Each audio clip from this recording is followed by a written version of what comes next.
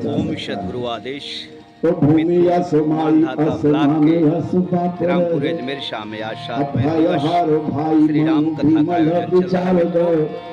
भाई कथा कैसा व्यास हो भाई राष्ट्रीय हर कथा व्यास आज तो आचार्य एक शब्द सच्चिदानंद निकला है, भाई त्रिपाठी को तो महाराज जी कर भयकरा रहे बोल हैं। रहे हैं। भयकरा हमारे भयकरा आए हैं, अरे भयकरा भाई हर भाई भाई भय करा नहीं होता है, भाई भय हरा होता है। जो भाई के भय को हर ले उसी का नाम भाई है। हमारे चौबे जी बहुत बढ़िया गाते हैं, घर द्वार पट जाई पाई पाई बिरना, कैसे भाई कैसे नैया बाटर जाई बिरना। खेती बही बटी जाई जाओ अंगन दुहरवा पाई पाई बिरना, हो कैसे भाई के सनिया बाटल जाए बिरना, कैसे भाई के सनिया बाटल जाए बिरना।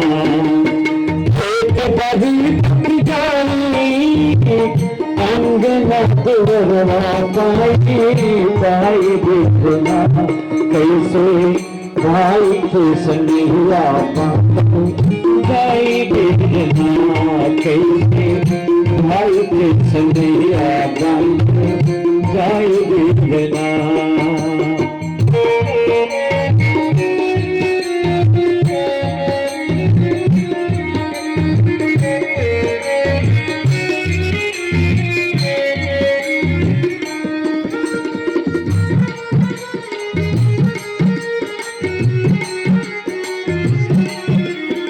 धन्य हो प्रभु, धन्य हो गुरुदेव।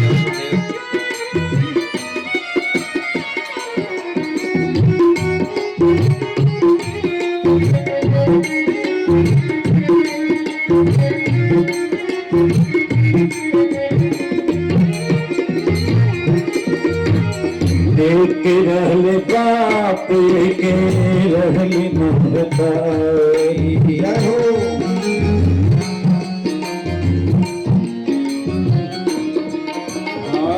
एक रहल बाप एक रहल महतारी, तीन गो भूले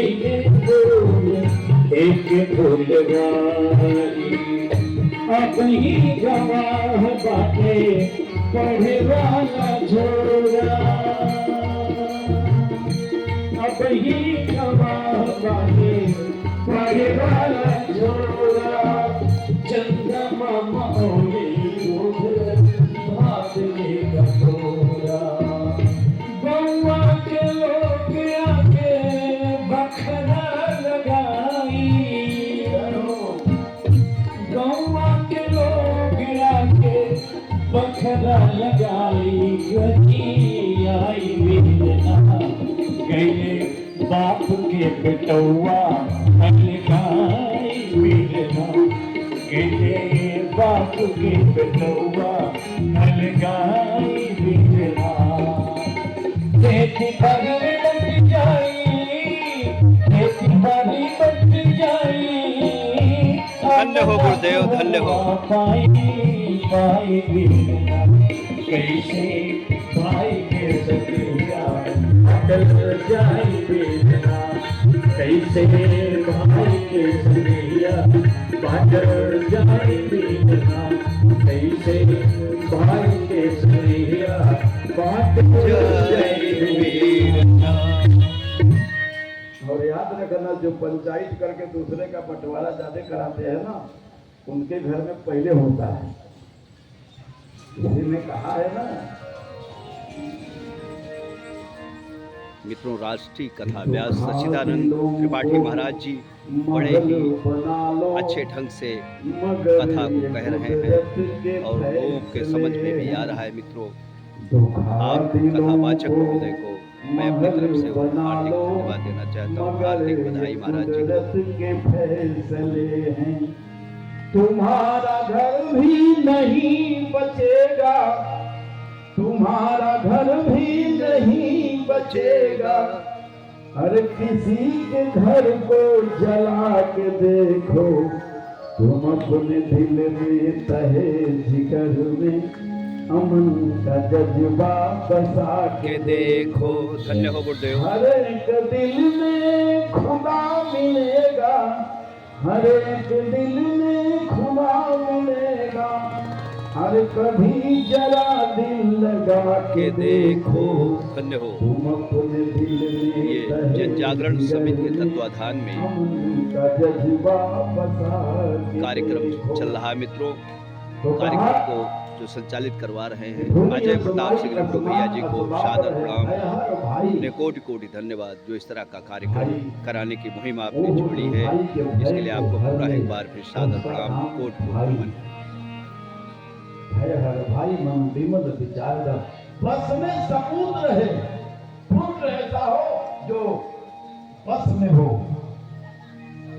जो आज्ञाकारी हो, आज्ञा का पालन करे और परिवार और कुल मर्यादा के गौरव को आगे बढ़ा करके ले जाए। बस में सपूत रहे, बल में अकूत रहे, बलवान भी हो, कोई उसके कुल खानदान मर्यादा को ललकारे तो उसका मुंहतोड़ जवाब देने में भी सक्षम हो। जब रावण ने कहा कि तुम्हारे सेना में हमारे लड़ने लायक कौन है, सब कमजोर कमजोर ही हैं।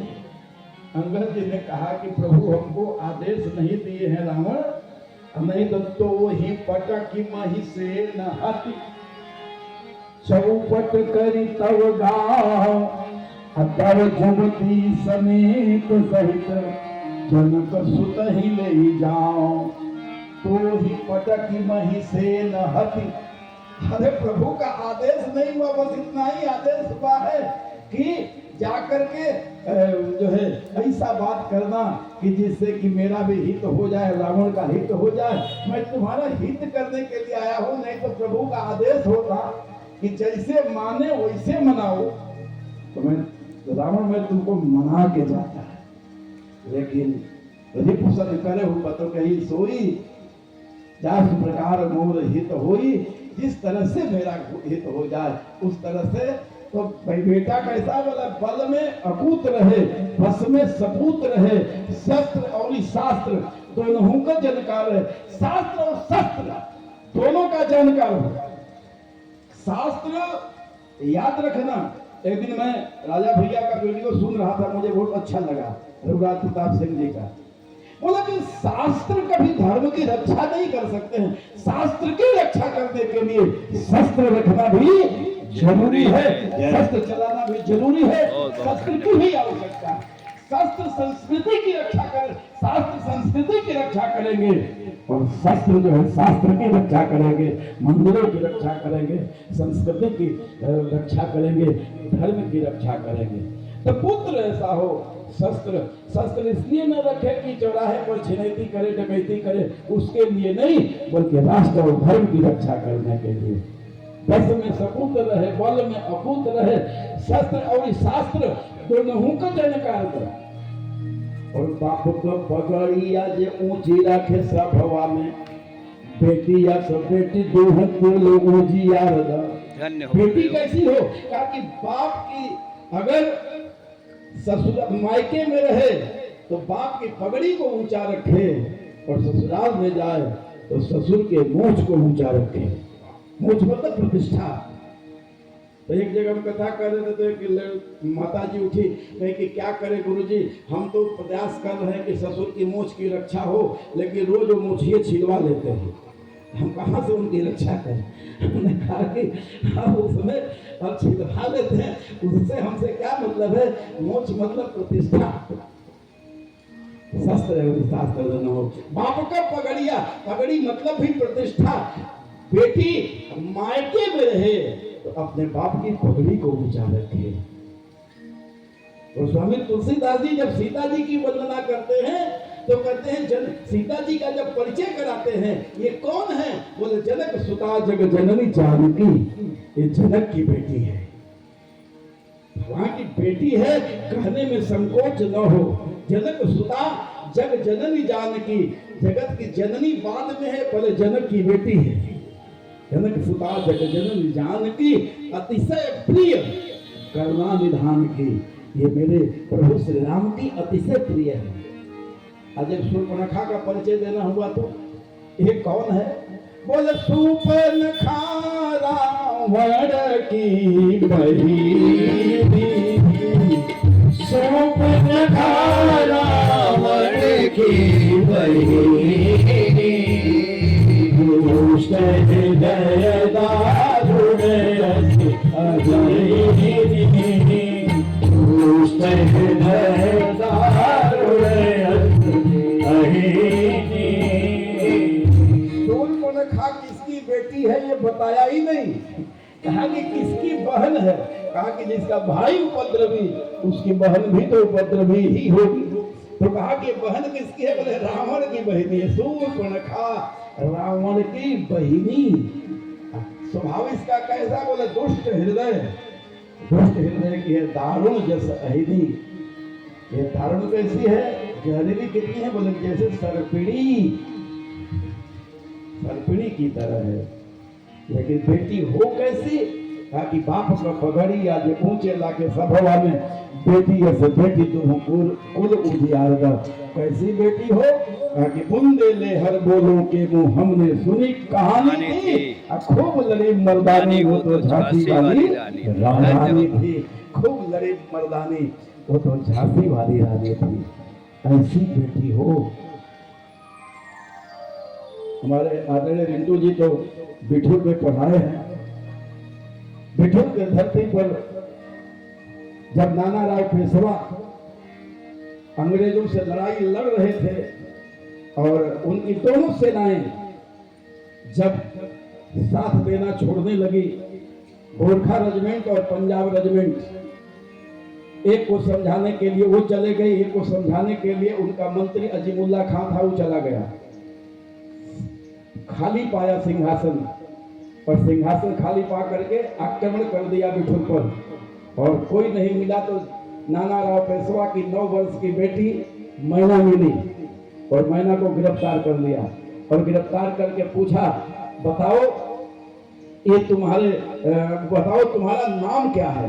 बोले कि मेरा नाम जान के क्या करोगे? कहा कि तुम नाना राव पेशवा की बेटी हो ना? कहा कि ना। अरे कहा कि सही सही बताओ, नहीं तो मेरा नाम जनरल हैवलाक है, मैं तुम्हें अभी चीड़ के तख्ते में बनवा करके आग लगवा करके फुकवा दूंगा। गरजती हुई भारत की बेटी ने कहा कि जनरल हैवलाक तुम जानते नहीं हो, मैं भारत की बेटी हूँ और भारत की बेटियां आग से डरती नहीं हैं, बल्कि आग से खिलवाड़ किया करती हैं। आग से डरती नहीं है, आग से खिलवाड़ किया करती है।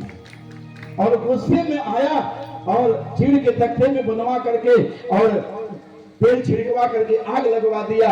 और जब आग लगवा दिया और मैना जब जलने लगी तो उसने जो है गरजते हुए जब आग लग गई तो बोली कि मंजूर इसे मैं करती हूँ, निर्णय है भाग्य विधाता की, नाना की बेटी मत समझो, बेटी हूँ भारत माता की, की बेटी धन्यवाद गुरुदेव, बहुत अच्छा दृश्य दिखाया आपने।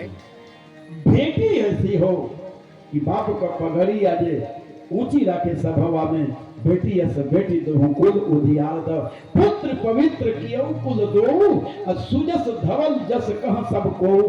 पुत्री ऐसी हो जो दोनों कुलों को पवित्र करे।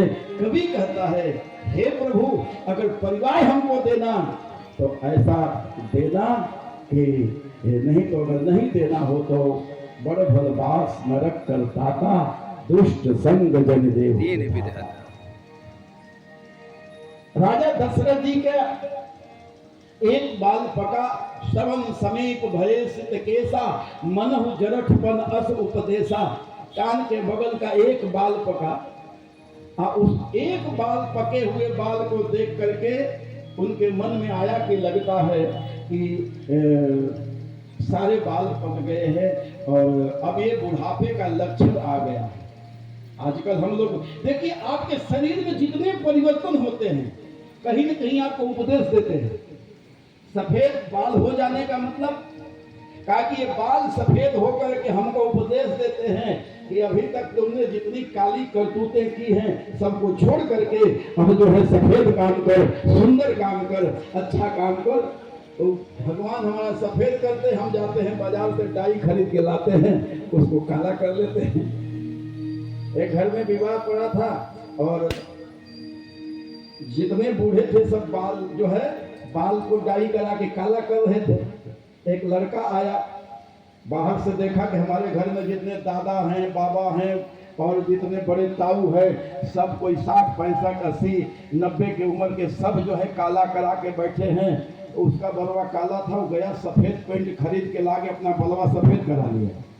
तो लोगों ने कहा कि सब लोग सफेद से काले कराते हैं और तुम काले से सफेद क्यों कर रहे हो? कहा कि इसलिए कर रहे हैं कि हमने सोचा कि घर में एक आध बुजुर्ग तो होना ही चाहिए, सब जवाने हो जाएंगे तो काम कैसे चलेगा।